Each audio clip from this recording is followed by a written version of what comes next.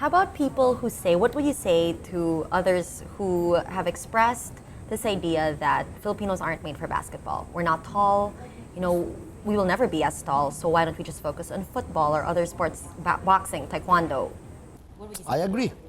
I agree. I think basketball is not made for the Filipino built. Yeah, because size is such a big factor in basketball.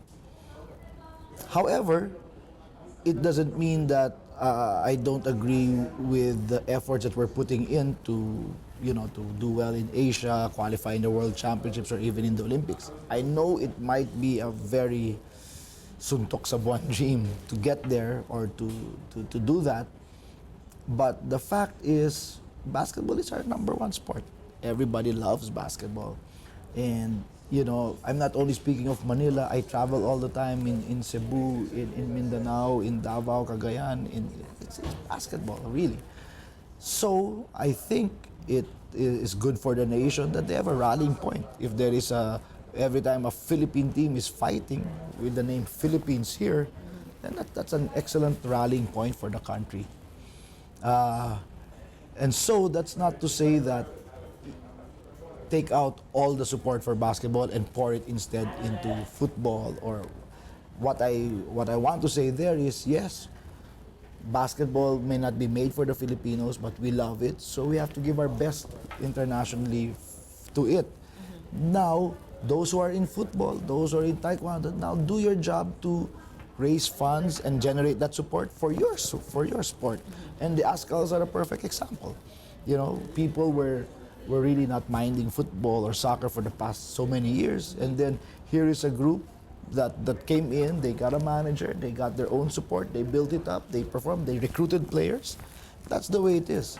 And so for the other sports, my thinking is do your job, don't just complain that all the support is going to basketball. Do your job, and the Ascals are the perfect example. Another good, because of our work in the MVP Sports Foundation, we're seeing a lot of great NSA programs. The Taekwondo program is fantastic. They got a Korean coach, he's running the program, they've accredited coaches all over the country, they're running tournaments, and they were unfortunate to not qualify for this Olympics, but in the past Olympics, they were almost at the medal stage, and I think Taekwondo is going to be one of our best bets to get our first Olympic gold medal, perhaps in 2016 or in 2020. Boxing is another great example, So the NSAs who get their act together and get the job done, they're able to really do wonders for their sport. So, to answer that question, yes, we're not built for basketball, but we love it. So we owe it to ourselves to get our best international representation for it. Now, for the other sports, get your act together. Put your programs, recruit the right talent, get the right coaches, and when you have a good program together, the support is going to come.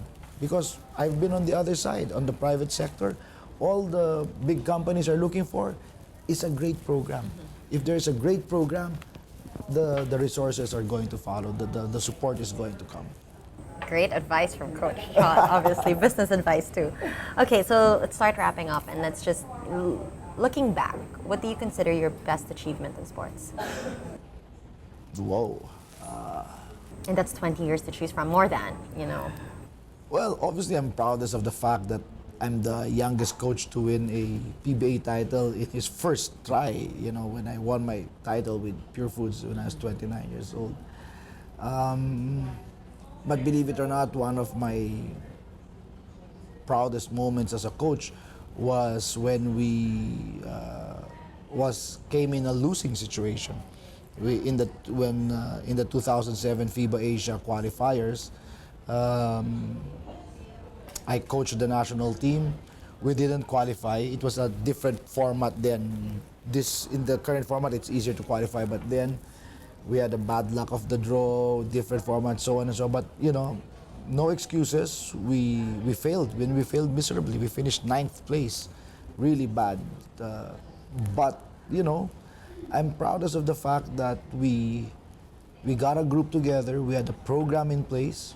The Philippines got suspended from FIBA competitions, and then given 3 months, in 3 months' time, we were able to put a really strong team together. That came within, we lost to Iran, who was the eventual champion, and we lost by maybe 4 points. We got called for a technical. Again, people are saying that was my technical. No, it was just assessed to me as a coach, but it was one of the players on the bench got called for the technical, and there was a very dubious 5-second violation call on JJ Helterbrand as he was inbounding. So we eventually lost to Iran, and they eventually won the tournament by 4 points. So if we had won that game, it would have been different. But we lost, and I take full responsibility for that dismal failure. But I am proudest of the fact because all of the players in that team, they came back here, faced the music, and they had great PBA careers. Jimmy Alapag, Asi Taulava, all these guys played really well. J.J. Helterbrand, Mark Aguiwa, Don Ontiveros, Kirby Raimundo, they came back, Gabe Norwood, Kelly Williams, all of those players came back from a very, very painful situation and made the best of themselves when they returned. That's number one. And number two, it ignited all the more my passion to really see the country win in Asia to get to either the Olympics or the World Championships. And I was proudest of the fact that while we lost, we didn't quit, we didn't run away from it, and I think I say that's my best moment because I think that's made me a better coach. It made me a stronger person, and it made me a better coach. And when I came back from that, obviously devastated, but we were able to turn it around, and we got all the success that we've had in talk and text over the past couple years. So, there have been a lot of successes, a lot of victories, a lot of championships, but in the end, my proudest, perhaps, act as a coach was in a losing situation, because I think it brought out the best in everyone that was involved in that situation.